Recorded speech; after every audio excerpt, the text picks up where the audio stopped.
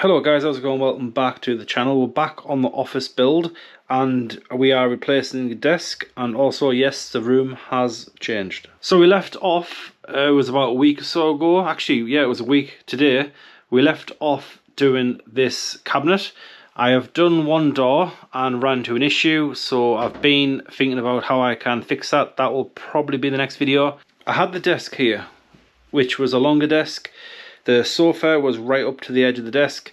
You had issues getting into the drawers and it just felt too cramped. I was never comfortable with the layout. So I'm constantly changing the room around because I want to get this as perfect as I possibly can, because I have no intentions of changing this for many years. I was never happy with just how close the drawers were to the sofa. The sofa is in the corner, the cabinet, which is still central, and the desk is now on this wall. I've actually rigged up a fake desk just to kind of get an idea, and I also want a bit more storage, and this is going to be a Billy bookcase.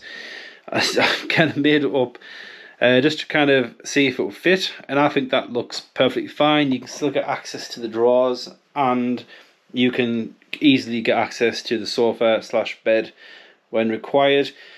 I think it'll look quite tidy. I'm probably going to put the folders on the shelves and maybe something else.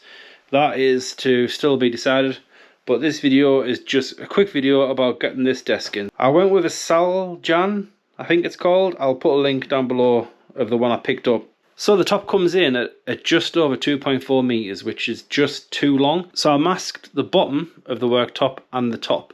The top was masked so that when I cut from the other side, I get no splintering. So the idea with the worktops are that you flip the worktop over and you cut from the bottom side.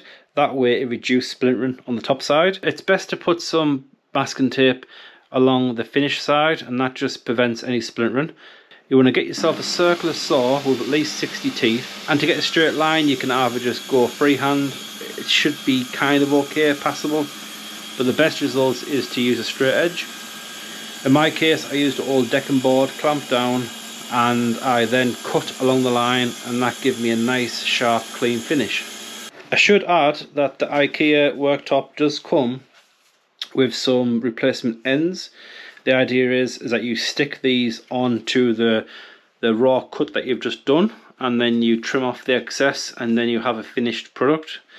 However, these are not glued, so I thought these would come with some sort of self-adhesive strip that you pull off, but they don't. These are just the laminate, so I will have to pick up some contact cement to get these finished. Probably do that in a quick short video, but the cut edge is going to be up against that wall, so in all fairness I don't think they're going to be required, but I will give it a go. It's something I've never done, so I'll try it and see if it works. If it doesn't work out that well, it's not too bad because you won't see it. So let's go and get the worktop in. So this is the worktop that I went for. I quite like the finish. It is natural oak, I believe, and it comes finished on all four sides. If you stand back even just a meter or so, it looks legit. It looks like real wood, and the weight of the stuff, this has got to be about 30 kilograms. So I've cut the bit off already, as you guys have just seen. It's still heavy. Getting this up the stairs was quite awkward. The bottom side, which is what I was interested in, because the cut off I was considering using for a shelf. I was unsure what the bottom would look like, and the bottom's actually quite nice. It's got like a marble kind of texture to it, which honestly isn't too bad. So if you were to put this on the wall with obviously good brackets like the offcut, I think from the underside I think it'll look alright. I've went with 1.7 meters. So what I'm going to do first, before I put this in place, is I have the old cable tray, which I installed in the last video. I'm not going to show you guys in this one because it's pretty much the same process. So off camera, I'm just going to put this down, face like the top side down, and then get the cable tray fixed to the bottom, and I'll come back when we're ready to put it in place. So it's been about an hour. I can't find these thumb screws that screw into the holders, so it is actually not attached, which is quite irritating. I thought I left them on here or on the top. They're not there. I've looked on the landing, I've looked in the main room, I've looked all around this room, I've looked in that toolbox. I just can't find them. But they will be here somewhere, but it's not that important at the moment. So that can come off for now. But I do have these installed nice and snug, not going anywhere. So they are central. So when the desk is the right way around, they will be perfectly in the middle. You're probably wondering why I've changed from the last desk. It wasn't because it was sagging. It's only been a week or so. That hasn't happened yet, although I don't think it would have done, because my last one lasted years and that was fine. So the last desk was completely hollow, and it felt hollow. You could tap on it, it sounded hollow, it felt hollow.